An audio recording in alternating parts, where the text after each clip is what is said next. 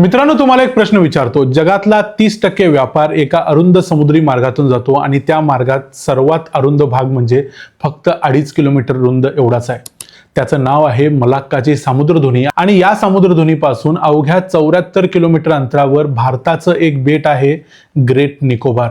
आतापर्यंत हे बेट फक्त त्या व्यापारी जहाजांना तिथून येताना जाताना पाहत होतं, पण आता भारत सरकारनं या बेटावर 72,000 कोटी रुपयांचा एक महाकाय प्रोजेक्ट उभा करण्याचा निर्णय घेतलाय. या प्रकल्पाचं नाव आहे ग्रेट निकोबार प्रोजेक्ट. तुम्ही याच्याबद्दलच्या बातम्या बघितल्या असतील. आणि मित्रांनो, हा एक फक्त डेव्हलपमेंट प्रोजेक्ट नाहीये, हे भारताचं भविष्यातलं एक स्ट्रॅटेजिक वेपन म्हणजे शस्त्र आहे, जे चीनला, पाकिस्तानला आणि इतर कुठल्याही महासत्तेला आव्हान देऊ शकेल. सर्वात महत्त्वाची नाकेबंदी ते चीनची करू शकतं.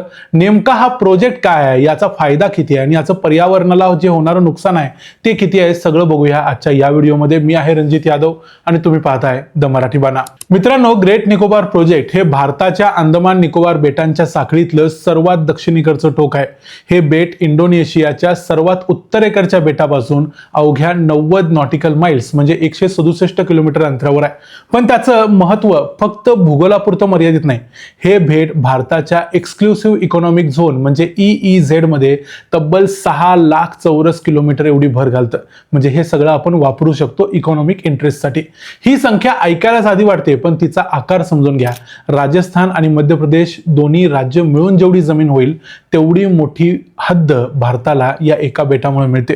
आता लष्करी दृष्टिकोनातून याचा विचार करायला पाहिजे. लष्करी तज्ञ या बेटाला भारताचं अनसिंकेबल एअरक्राफ्ट कॅरियर म्हणजे बुडवता न येणारी विमानवाहू नौका असं म्हणतात. का? कारण कुठलीही विमानवाहू नौका मग ती कितीही मोठी असू दे ती बुडू शकते, पण हे बेट मात्र बुडणार नाही. इथून भारतीय नौदल सुंडा, लोंबोक, मलाक्का या तिन्ही सामुद्रधुनींवर एकाच वेळी नजर ठेवू शकतं. हे किती महत्त्वाचं आहे ते समजण्यासाठी एक गोष्ट सांगतो. अमेरिकेने दुसऱ्या महायुद्धात हवाई बेटं पर्ल हार्बर वापरून पॅसिफिक महासागरावर वर्चस्व मिळवलं होतं. त्याच पद्धतीनं भारताला ग्रेट निकोबार हिंदी महासागरामध्ये, इंडो पॅसिफिकमध्ये वर्चस्व निर्माण करून देऊ शकतो. आज चीन हिंदी महासागरामध्ये स्ट्रिंग ऑफ पर्ल्स स्ट्रॅटेजी राबवतोय, म्हणजे एक प्रकारे भारताच्या गळ्याला वेढायचं आणि भारताला फास लावायचा अशा पद्धतीचा तो प्लॅन आहे. तर त्याच्यामध्ये काय आहे, तर श्रीलंकेमध्ये हंबानटोटा, बांगलादेशमध्ये चितगाव, म्यानमारमध्ये कॅकपियो, पाकिस्तानमध्ये ग्वादार अशी ते बंदरं बांधतोय जेणेकरून भारताला वेढता येईल. भारताला या खेळाला सहजपणे उत्तर देता येईल ग्रेट निकोबार एका प्रोजेक्टमधून. तो एक मास्टर स्ट्रोक असेल, कारण या बेटामुळे स्ट्रिंग ऑफ पर्ल्सची सगळी साखळी आपोआप तुटून जाईल. मित्रांनो, मग या प्रकल्पामध्ये नेमका असणार काय? तर हा प्रकल्प नीती आयोगाने तयार केलेला आहे आणि तो 30 वर्षांच्या टप्प्याटप्प्यानं राबवला जाणार आहे, म्हणजे लगेच होणार नाही. या प्रकल्पात 4 महत्त्वाच्या गोष्टी आहेत, त्या थोडक्यात तुम्हाला सांगतो. पहिली गोष्ट, इंटरनॅशनल कंटेनर ट्रान्सशिपमेंट टर्मिनल म्हणजे ICTT. हे बंदर गलाथिया खाडीमध्ये बांधलं जाणार आहे. गलाथिया खाडीमध्ये नैसर्गिकरित्या 20 मीटरपेक्षा जास्त खोली आहे, म्हणजे जगातली सर्वात मोठी कार्गो जहाजं जी दुसऱ्या कुठल्या बंदरामध्ये जाऊ देखील शकत नाहीत ती तिथं आरामात येऊ शकतात. आता भारतातून निघणाऱ्या मालाला कोलंबो किंवा सिंगापूरच्या बंदरावरती जावं लागतं, म्हणजे आपलाच माल दुसऱ्या बंदरामध्ये ट्रान्झिट होतो आणि आपण त्यांना पैसे देतो. एकट्या कोलंबो बंदरावर भारताचा 70% पेक्षा जास्त माल ट्रान्सशिपमेंट कार्गो हाताळला जातो. हे किती लाजिरवाणं आहे याचा विचार करा. या बंदरामुळे हे सगळं चित्र बदलेल. सरकारच्या अंदाजानुसार हे बंदर पूर्ण झाल्यावर भारताला वर्षाला 30,000 कोटींचा महसूल मिळू शकतो आणि आपला पैसा वाचणार तो वेगळाच. आणि इंडो पॅसिफिक मधला भारत सर्वात महत्त्वाचा ट्रान्सशिपमेंट हब बनू शकतो. दुसरी गोष्ट म्हणजे नवं आंतरराष्ट्रीय विमानतळ. हे विमानतळ ड्युअल यूज म्हणजे एकाच वेळेला नागरी आणि लष्करी अशा दोन्ही कामांसाठी वापरता येईल. 3,300 मीटर लांब धावपट्टी असेल, म्हणजे जगातल्या सर्वात मोठ्या विमानांना देखील आरामात उतरता येईल. वर्षाला 1 कोटी प्रवासी हाताळण्याची क्षमता असेल आणि लष्करी दृष्टिकोनातून युद्धाच्या परिस्थितीत शांतीपूर्ण काळात दोन्ही वेळेला सेनेची विमानं थेट अंदमान समुद्रावरती, मलाक्कावरती गस्त घालू शकतात, जशी हॉर्मुझमध्ये घालत होती अमेरिकेची. तिसरी गोष्ट म्हणजे 450 MVA hybrid gas solar power plant. हे बेट ऊर्जेमध्ये पूर्णपणे स्वयंपूर्ण व्हावं यासाठी हा पॉवर प्लांट उभारला जाणार आहे. बेटावरती गॅस आणि सोलर दोन्ही मिळून वीज तयार होईल, त्यामुळे बेट दिल्लीवर किंवा कुठल्याही आपल्या देशाच्या मुख्य भूमीवर अवलंबून असणार नाही. हे आपल्या स्वतःवर अवलंबून असेल आणि हे संरक्षणाच्या दृष्टिकोनातून अत्यंत महत्त्वाचं असणार आहे. चौथी गोष्ट म्हणजे आधुनिक टाउनशिप. इथल्या लोकांसाठी राहण्यासाठी, बंदरावर काम करण्यासाठी, तज्ज्ञांसाठी, इंजिनियर्ससाठी, लष्करी कर्मचाऱ्यांसाठी एक संपूर्ण नवीन शहर बसवलं जाणार आहे, ज्यामध्ये शाळा, रुग्णालय, बाजारपेठा या सगळ्या गोष्टी असतील. यातून 50,000 पेक्षा जास्त नोकऱ्या निर्माण होतील असा देखील अंदाज आहे. थोडक्यात भारत एक नवीन सिंगापूर उभारतोय. फक्त यावेळी तो भारताच्या भूमीवर असेल एवढंच आपण थोडक्यात म्हणू शकतो. आणखी एक गोष्ट म्हणजे हा प्रकल्प फक्त व्यापाराबद्दल नाही, तो भारताच्या ऊर्जा सुरक्षेबद्दलही आहे आणि ही बाजू आपल्यापैकी अनेकांना माहीत नाही. भारत आज जगातला तिसरा सर्वात मोठा आयातदार देश आहे. आपण Russia, Saudi Arabia, Iraq, UAE या देशांकडून जे कच्चं तेल खरेदी करतो, हे तेल येतं कसं? सागरी मार्गाने, आणि त्यातला बराचसा भाग हॉर्मुझमधून, बराचसा भाग मलाक्काच्या सामुद्रधुनीतून येतो. जगातल्या एकूण सागरी तेल वाहतुकीपैकी जवळजवळ 29% वाहतूक मलाक्काच्या सामुद्रधुनीतून होते आणि त्यातला 70% भाग कच्च्या तेलाचा आहे. आता हॉर्मुझमध्ये फक्त 20% होत होता, इथं जवळजवळ 29% होतो. त्यामुळे हा प्रश्न अत्यंत महत्त्वाचा आहे. उद्या जर मलाक्काची सामुद्रधुनी बंद झाली तर हे वाटतं तितकं शक्य नाही, पण आता इतिहास काय, मागच्या वर्षभराचाच इतिहास बघितला तरी हे लक्षात येतं की हे शक्य आहे. आपण नुकतंच इराण अमेरिकेच्या संघर्षात बघितलं, इराणने कसं सगळ्या जगाला सगळ्यात चोक करून ठेवलं. तशाच पद्धतीचा धोका मलाक्काबाबत देखील आहे.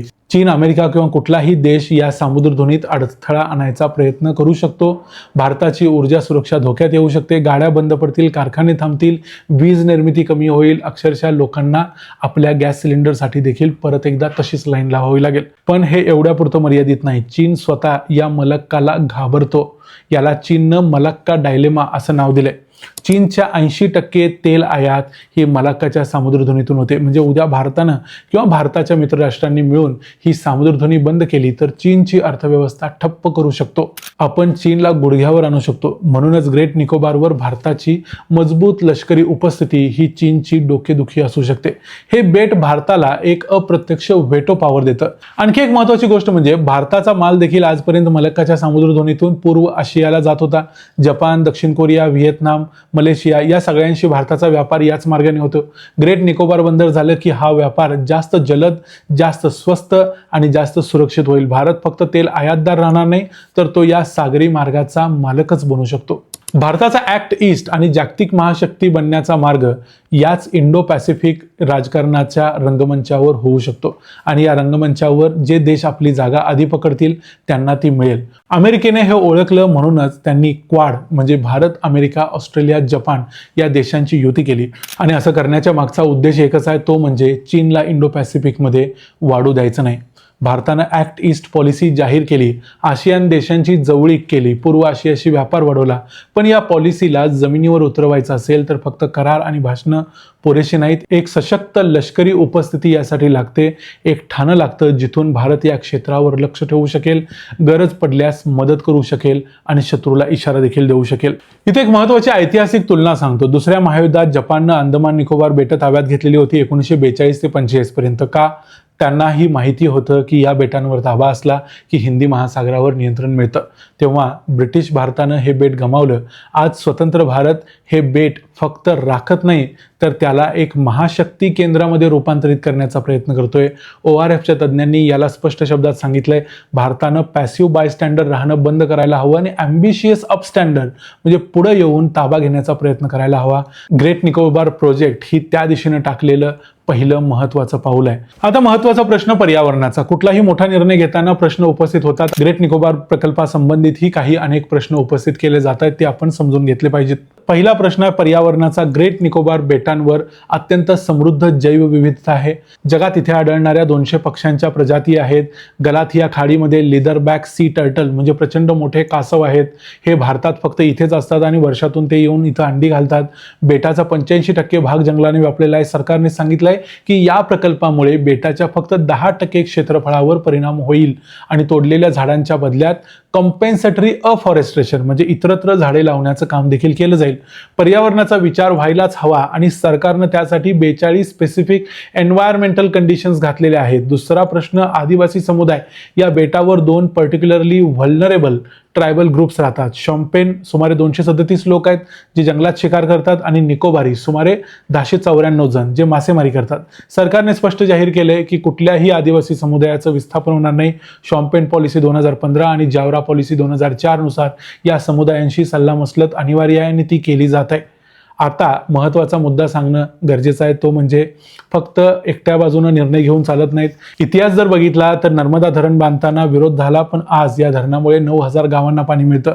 कुडनकुलम अणुऊर्जा प्रकल्पाला देखील विरोध झाला, पण आज तो भारताला हजारो मेगावॅट वीज देतो. प्रत्येक मोठ्या प्रकल्पात ट्रेड ऑफ होत असतात आणि लोकशाहीत प्रश्न विचारणं आवश्यक आहे, पण जेव्हा राष्ट्रीय सुरक्षेचा प्रश्न असेल तेव्हा तो सर्वोच्च प्राधान्य त्याला दिलं पाहिजे. चीन, अमेरिका यासारख्या देशांच्या प्रमाणे अग्रेसिव्हली भारत दुसऱ्या देशामध्ये जाऊन काही करत नाही, पण भारत आपल्या नैसर्गिक बेटा ज्याच्यावरती स्वतःचा अधिकार आहे तिथं जाऊन असा एखादा प्रोजेक्ट करू शकतो.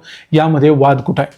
मित्रांनो, नॅशनल ग्रीन ट्रिब्युनलनं फेब्रुवारी 2026 मध्ये या प्रकल्पाला जी आव्हानं दिली गेली होती ती फेटाळली आणि सांगितलं की प्रकल्पात पुरेसे सेफगार्ड आहेत. कॅबिनेट क्लिअरन्स याला मिळालेला आहे, पर्यावरणाची मंजुरी देखील आहे. आता वेळ आहे पुढे जाण्याची. हा प्रकल्प पूर्ण झाला की भारत इंडो पॅसिफिक मधला एक निर्णायक खेळाडू बनेल. जो देश व्यापाराच्या मार्गावर नियंत्रण ठेवतो तो जगाच्या राजकारणात अत्यंत महत्त्वाचा असतो. पोर्तुगीजांनी समुद्री मार्ग शोधले आणि शतकभर जगावर राज्य केलं. ब्रिटिशांनी सागरी व्यापारावर वर्चस्व मिळवलं आणि जवळजवळ 200 वर्ष जगावर राज्य केलं. आज चीन त्याच मार्गाने जाण्याचा प्रयत्न करतोय. भारतानं देखील आता निर्णय घेतला नाही तर उद्या खूप उशीर होईल आणि ग्रेट निकोबार हे नुसतं बेट नाही, तर हे भारताच्या महाशक्तीच्या स्वप्नांचा हा पाया आहे आणि तो पाया आता घातला जातोय. या प्रकल्पाबद्दल तुम्हाला काय वाटतं? हा प्रकल्प झाला पाहिजे की हा प्रकल्प तिथल्या पर्यावरणाचा किंवा तिथल्या आदिवासींचा विचार करता नाही झाला तरी चालेल? याबद्दल तुमचं जे मत आहे ते आम्हाला कमेंट्समध्ये जरूर सांगा. व्हिडिओ आवडला असेल तर व्हिडिओला लाईक करा, चॅनलला सबस्क्राईब करा. पुन्हा भेटू पुढच्या व्हिडिओमध्ये. तोपर्यंत पाहत राहा द मराठी बाणा. जय हिंद, जय महाराष्ट्र.